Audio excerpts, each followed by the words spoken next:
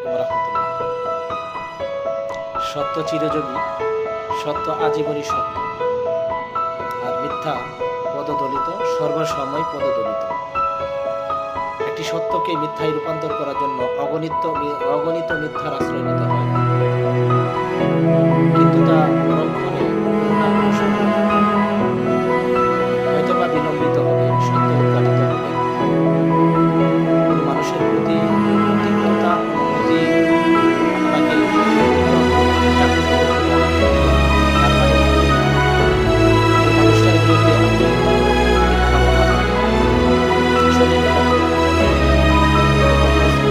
তো চিরাচরিত নিয়ম হয়ে দাঁড়িয়েছে।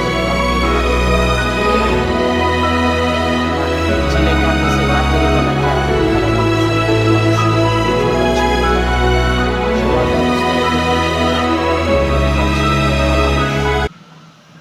কারো উপর কোনো কিছু না জেনে না বুঝে কাউকে দোষারোপ করি অতি সহজে। প্রত্যেকটা মানুষেরই তার ব্যক্তিত্ব আছে। ব্যক্তিত্ব আঘাত করে কোনোভাবেই একটা প্রকৃত মানুষের কাজ না।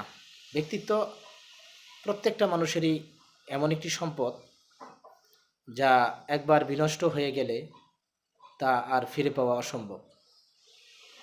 ধন্যবাদ, সবাই ভালো থাকবেন। সকলের প্রতি ভালোবাসা রইল। আসসালামু আলাইকুম রহমতুল্লাহ।